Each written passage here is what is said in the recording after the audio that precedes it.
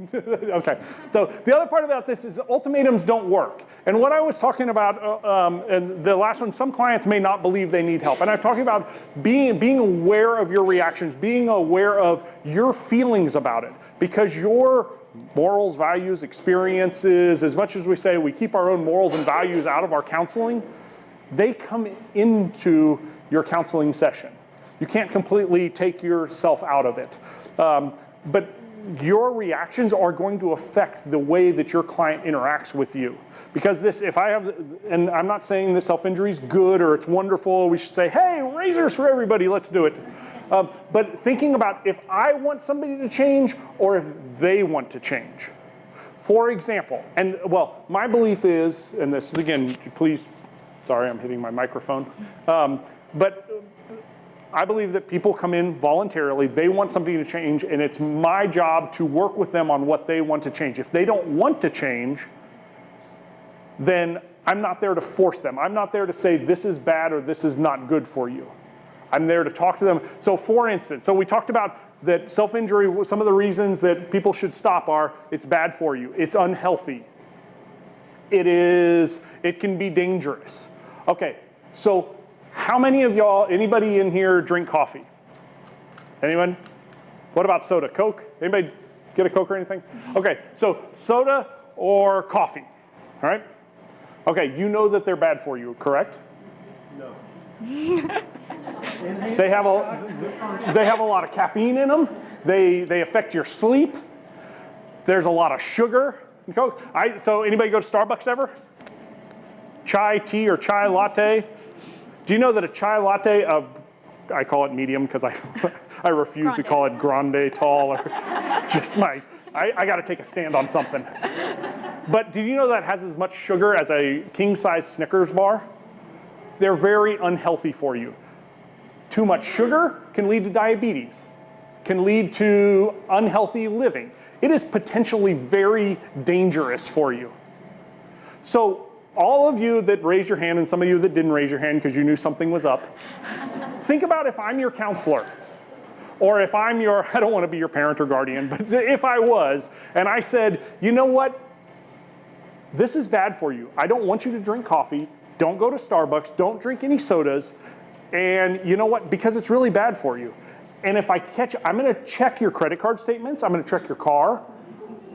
I'm going to check your breath, your teeth, all those things. And if I see any evidence, you know, because it's for your own good. And you've got to stop this. Because it is unhealthy. It's not, you need to find something else. You know, a glass of milk is really good. Why don't you drink milk instead of coffee or soda? Or how about a glass of water? How about some grapefruit juice? Okay, so I'm going to check next week when I see you. Would you stop drinking coffee? Would you just stop drinking sodas this week? I would drink more. Okay. So, and if I upped that ante, I feel bad about saying I would send you to a hospital because I'm in a hospital setting. Nothing gets hospital setting. But if I said, if I have any evidence of that, we're going to go to the hospital and we're going to get you evaluated. Your friends are going to think you're strange because of this, but you wouldn't stop. Or my guess is, you do more. What would you do? I wouldn't like that. Go underground. You'd go underground. You'd hide it. You'd drink coffee late at night. Use cash only. Use PayPal maybe, but I'd check that PayPal account. So you'd check all these things because it is something that works for you. Even though you know it's not good for you. You know it's unhealthy for you. You know there are potential repercussions for it, but you do it. And I say that not because I hate coffee, not because I hate soda. Oh, Dr. Pepper's so good. But because I think of that, and now I realize that drinking a cup of coffee is different than cutting yourself on your own. I'm not saying that, and again, I don't want to come across as saying that cutting yourself is wonderful and everybody should do it. But if I'm talking to one of my clients, and not that I would ever tell a client, hey, you should stop, but if y'all, counseling, a lot of it's about subtleties. The words that you use, what you focus on, how you focus on. If my questioning keeps going to stop, and it's all about the self-injury, and I'm not paying attention to the person, this person's gonna, and my guess is they're gonna say, well, they're judging me in this sense. So this isn't okay to talk about. So I don't wear short sleeves anymore. I do it here, even with parents. Well, it's not okay to talk about at home, so I'm gonna cut here, here, and here, and I'm not gonna let anybody know about it. So my view, and this is again my view, it's open for, the clicker is open for everybody, is that if I can set up this setting where it's okay to talk about, it's whatever you say. I'm not here to tell you to stop or to start. I'm here to understand, okay, what is it like for you? How is this for you? What is good about it? What is bad about it? Is it something you ever see yourself stopping? Is it something you want to continue? And I'm not going to say, oh, you want to continue? Great, let's go do this together. I say, what is it about it that leads you? Is it even worth considering something else? If you want to stop, what have you tried? What have you not tried? How can I be helpful? But I'm setting up this open dialogue where it's okay to talk about. Yeah. Well, and I think a lot of it too is why they're announcing. Is the parent making them go? Sure. Is it the parent wants them to change, or Sure. did they initiate? Sure. And I think those of y'all that work with children or adolescents, we were in children and adolescents, and I'm not saying this is all the time, but in my practice, I see a lot of times where a parent will be like, oh yeah, they're coming in, and I'll say, so what's going on? And the parent talks for 45 minutes. I'm like, what do you think? I don't know what they said.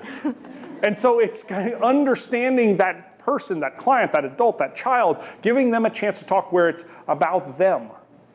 Where is it? So we talked about this earlier. You can't take away the coping strategy without replacing it with something else. So if I say, you know what, don't do this anymore, or a no harm contract, I'm not a big, everybody feels different. I'm not a big fan of no harm contracts.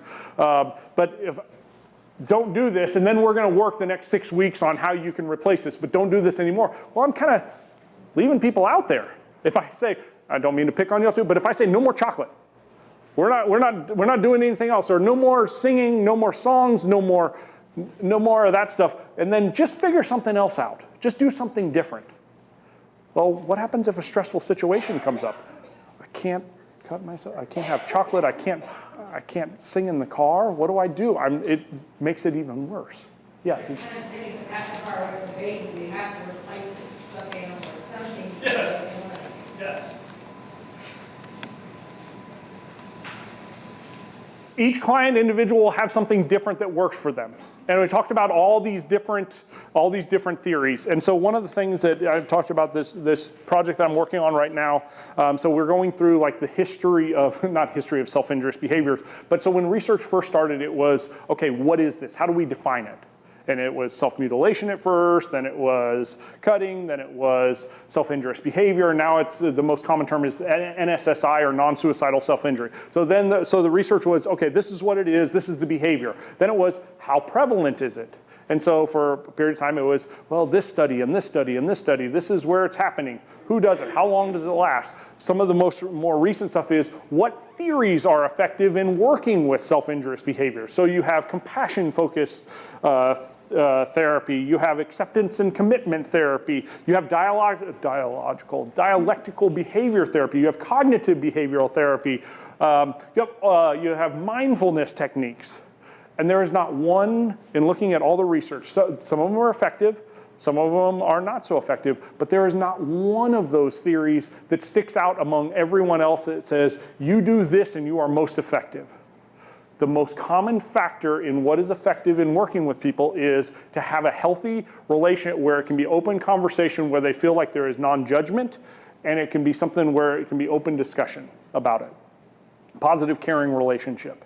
In fact, almost, and this is just my experience, every person that I've ever interviewed, I have mentioned, well, I knew this was wrong. In fact, we have, 15 or 16 people on this current project, and every one of them, not a specific question that was related to it, every one of them said, I knew it was wrong and I wanted to stop. It just wasn't in a place that I wanted to stop. I needed somebody to help me get through that time. And when I was ready to stop, it was easier for me to stop. It was either moving away from home, it was getting out of this relationship, it was getting to a better point in my life, but it was this person that was most effective or helped me the most, they just let me talk. They understood me. I knew that it was okay to do things. And I say that not as don't use any type of theory, because I think theory is very important. That's what makes you a professional. But to say, oh, well, I do DBT, or I do cognitive behavior, or I do REBT, or solution focus, that's a way to implement new coping strategies. But first you have to know the person. You have to understand, what is it like for this person? What's it like for them to be in counseling? What's it like for them to be in treatment?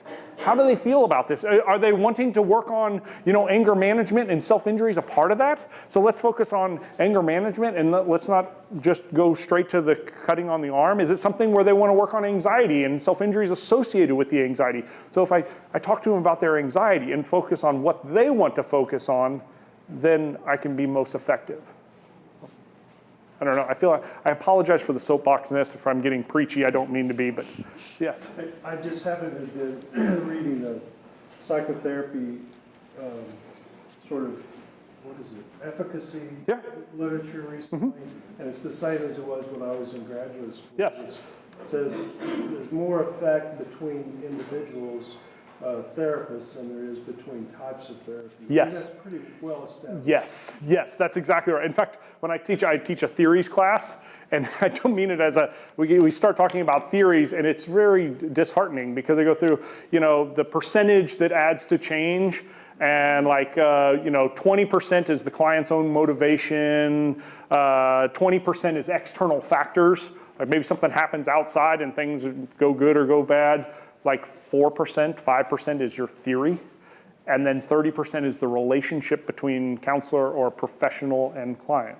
So not that you shouldn't have theory, but that relationship you have, if it can be and I always think about, Rogers, y'all know who Carl Rogers, these necessary and essential conditions for change, this unconditional positive regard, this being genuine, being there, being present, those are the most effective things. That you can do. But sometimes the most difficult things, because we have our own thoughts about, well, this is good, this is bad. I want them to stop. Well, why do I want them to stop? Or why do I want them to do more of this? Well, they talked about this, so somebody's talking to me about what's going on in their life, giving me a history, and I key into what I think is what they should change, instead of listening to, well, what do they want to change?